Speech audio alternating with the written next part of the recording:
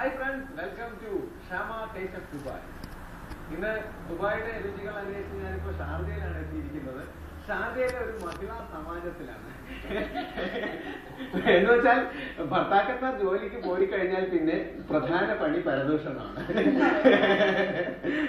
അപ്പോ 4 സ്ത്രീകളുണ്ട്.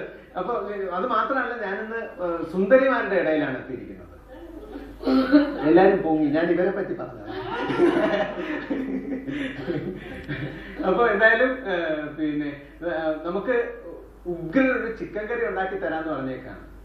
അത് പറഞ്ഞേക്കുന്നത് രമ്യ സജിയാണ്. അപ്പൊ അച്ഛമ്മ ഉണ്ടാക്കി കൊടുക്കുന്ന ചിക്കൻ കറിയാണ്. എന്തായാലും ഈ എപ്പിസോഡ് രമ്യയുടെ നാട്ടിലുള്ള അച്ഛമ്മയ്ക്ക് വേണ്ടി ഡെഡിക്കേറ്റ് ചെയ്യുന്നു. അല്ല, നിങ്ങൾ പരിചയപ്പെട്ടില്ല. സോറി, പേര് നീനു. രഞ്ജന, സാലി. നീനു എവിടെ? എറണാകുളം, തൃശ്ശൂർ, കണ്ണൂര്. കണ്ടോ എന്തൊരു ഫ്രട്ടേണിറ്റിയാണെന്ന് നോക്ക്. കണ്ണൂര്, തൃശ്ശൂര്, കളമശ്ശേരി, തിരുവനന്തപുരം. കൊള്ളാം, നല്ല ടീമാണ്. സമത്വം. നാട്ടിലുള്ളതിനേക്കാളും നമ്മുടെ നെയ്ബേഴ്സുമായിട്ട് കുറെ കൂടി അടുപ്പം ഉണ്ടാവും.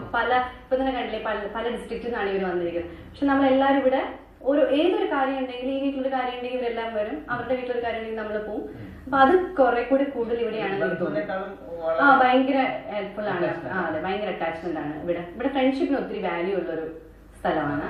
ദുബായിൽ വന്നു കഴിയുമ്പോഴത്തേക്ക് ആൾക്കാരുടെ ഒരു അപ്രോച്ചും നമ്മളെ സ്നേഹിക്കുന്നൊക്കെ കാണുമ്പോഴത്തേക്ക് ശരിക്കും നമ്മുടെ നാട്ടിൽ പോലും നമുക്ക് കിട്ടാത്ത അത്രയും സ്വീകരണമാണ് ഇവിടെ. അതെ അതെ അതെ, ഇവിടെ വരുമ്പോ എല്ലാവർക്കും ആ സ്നേഹത്തിന്റെ വാല്യൂ കുറച്ചും കൂടെ മനസ്സിലാവുന്നുണ്ട്. അത് ഒരുപക്ഷെ നാട്ടിൽ നിന്ന് അകന്ന് താമസിക്കുന്നുണ്ടായിരിക്കാം, അതുകൊണ്ടായിരിക്കാം. പിന്നെ ആ ഒരു സ്നേഹം, പിന്നെ നമുക്ക് റിലേറ്റീവ്സ് ആരും ഇല്ലല്ലോ. അപ്പം കുറെ കൂടി നമ്മള് ഇവിടെ ആ സ്നേഹം നമ്മൾ പരസ്പരം പങ്കിടും. ചില നാട്ടിൽ ഇത്രയും നമ്മൾ ബന്ധുക്കളായിട്ട് പങ്കിടുന്നുണ്ടാവില്ല, പക്ഷെ ഇവിടെ അതുണ്ട്. മക്കളുടെ പേരെന്താ? മോളുടെ പേരെന്താ? അഞ്ജലി, നിതാര, സ്റ്റെഫി.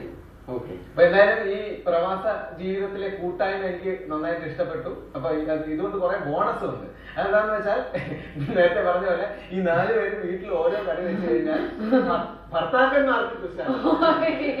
അവർക്ക് 4 കറി കിട്ടും. അതും 4. അപ്പൊ ഓരോ കറി ഉണ്ടാക്കുമ്പോ തന്നെ അവര് എന്തായാലും ഞാൻ ഉണ്ടാക്കുന്ന മോശമാവാൻ പാടില്ല എന്ന് പറഞ്ഞിട്ട് വളരെ കെയർഫുൾ ആയിട്ടായിരിക്കും ഈ കറി ഉണ്ടാക്കുന്നത്. അപ്പൊ എന്തായാലും ഇവരുടെ ഭർത്താക്കന്മാർക്ക് എന്തായാലും കുശാലാണ്.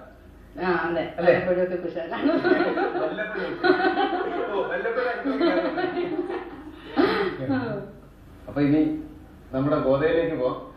എന്തായാലും ഇവരുടെ കൂട്ടായ്മ കണ്ടിട്ട് എനിക്ക് സന്തോഷമായി. പക്ഷെ കൂടുതൽ സന്തോഷമാവണമെങ്കിൽ എന്തെങ്കിലും കറികളും കൂട്ടി ഊണ് കഴിക്കണം. അപ്പൊ ഇനി അതിനുള്ള പരിപാടി നോക്കാം.